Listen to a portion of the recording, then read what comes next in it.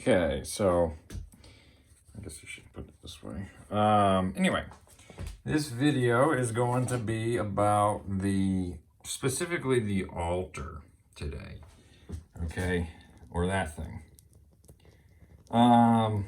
Burning some dried pine sap, highly flammable, but makes me think of, I think it's frankincense, I believe, is the oil gum bark from, basically the same thing, except it's grown in the, the Mideast or whatever. Anyway, I was thinking from that last video, those three offices, I was talking about that, the Hem, Shem, and Japheth, but then you also had, what do you think Constantine's called the Victory Arch, or the Royal Arch? You see it everywhere. All these tyrants, when they have a victory, they walk through these arches. It's the three combined into one, right? So then, and in this case, what we're going to be talking about today is the network. Okay, so the network is, if you look up that word on the brass altar, is this hash right here. So it's that thing that keeps the sacrifice from falling through. It's called a network, okay? If you look up the word in the Strong's, it's also the same word that's used for net, okay? So, net or network. So now we can see, I got it made out of nails, so. Anyway, basically, it's keeping the sacrifice from, it is a net. It's keeping the sacrifice as it burns from falling through. So it's the same concept is to pass through this network, you have to be consumed. So again, the concept is you either accept the sacrifice or you become the sacrifice, okay? So an altar has a network in it, okay? So, and the idea is to pass through that, either through the ashes or the smoke going up to heaven, okay? So, now obviously you want to pass through alive, but the Bible also says you have to die to self, right? So that's kind of that whole concept is so you unselfishly go through this. Now, what's the net in the Bible? You see in Psalmist, David talks about the enemies, my enemies have set a net for me, a trap, a snare. So let's talk about this. So what is that trap? What is this net? Is he literally talking about, oh, I'm just walking along and I fall in a pit? Is he really talking about that? Maybe that happened a little bit back then. Is that really the takeaway though, what he's talking about? If this is a net, it's also a network. What do we use for network? Well, a lot of people, they say, oh, the Freemasons, they're good people or whatever. It's like, no, they go there to get a job. They get a higher position within the corporation they're working in or the business. It's connections. They're networking. So this is the excuse they always say, oh, they're not Luciferians, they're good people, we're just networking. Right? Isn't that like, oh yeah, they're good people. No, what they're doing is they sold their soul for a position, for a job. That's what you're doing. When you do that, you're quite literally, that's how you sell your soul. They would not agree with that, but that's really what they're doing. So, that's how they recruit people. They set a net for somebody. Okay, so, and then obviously, inside a Masonic lodge, you have this network of black and white checkerboards, or in Catholic cathedrals have the same thing. What's in the middle? They have an altar in the middle of the lodge. So they are, in fact, conducting sacrifices within lodges. You look up the manuals, they say it's modeled after Solomon's temple. You have the two pillars. So each lodge is a sacrificial system. Who is the sacrifice and what is being sacrificed? Is it literal animals? Perhaps sometimes. I know they do those satanic rituals. But my point is when you go in there and they do all those little rituals and they put the knives and sticking it to your head and removing the veil and whatnot, they are, in fact, conducting a sacrifice. You are the sacrifice. That's the irony of it. So you've You've joined this network, this net. You've fallen into the trap. You've sold your soul. You have become the sacrifice in this altar for a job. That's it. That's as simple as that. You've lost your eternal soul over something as simple and as innocent as that. Now, don't get me wrong. Everyone is born fallen. But my point is most people, if people knew that's how you climb the ranks within corporations, more people would do it. The only reason, it works off deception. They work off of not everyone can know, because if everyone knows, it loses its power, right? That's how these secret societies work. But what I'm saying is, just because you see some nice guy working at McDonald's or wherever at minimum wage, it doesn't mean he's a good character. It just means he doesn't know how to sell a soul. Some people just don't have, honestly, they're useless in either way. So they couldn't even sell the soul if they wanted to. You have to be somewhat competent to begin with, and a lot of people don't even have that. But I guess that's besides the point. My point is some hobo on the road that's on heroin wouldn't really have this option, if that makes sense.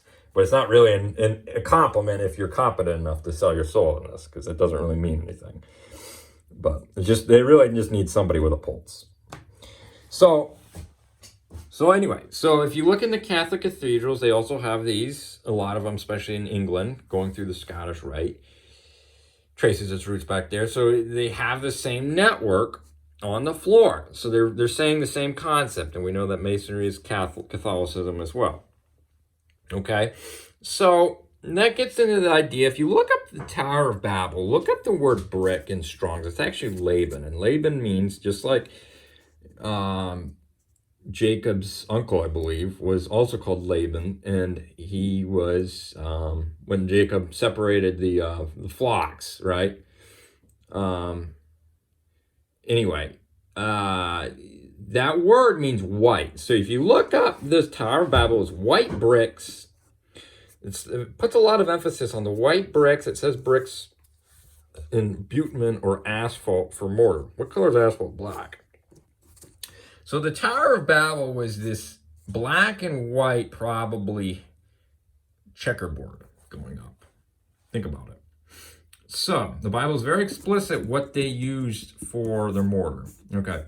And then on top of all these ziggurats, they have their little altar. You see how these two things are the same thing? They go up, the initiated go up and do their little rituals there. Okay. So anyway, so they're networking. That's what this is. They are quite literally networking. It's as simple as that. They're setting traps or nets for people to fall in. Okay, and then you can get into, if you look up the Leviathan, I think it's in Job, it's scales. It's a beast with scales. This is kind of the scaled armor. It's the same concept. They're tightly knit together. A brotherhood, they like to call it. So anyway, very interesting though. Now, I thought this was very strange, except not really, is what's at the top of the Solomon's pillars? Look it up in 1 Kings. Network all around to cover the capitals. Interesting. At the top, it's a lily work. Why do you think at the top of compasses you see that very same thing? You see a lily at the top at the north point, right?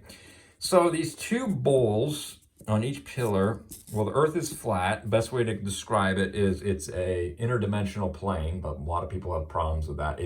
Ironically, it's best mapped on 2 circles. So you can say that's the north hemisphere and that's the south hemisphere, okay? It is flat, there's no curve, okay? But the Mercator projection is probably what this is.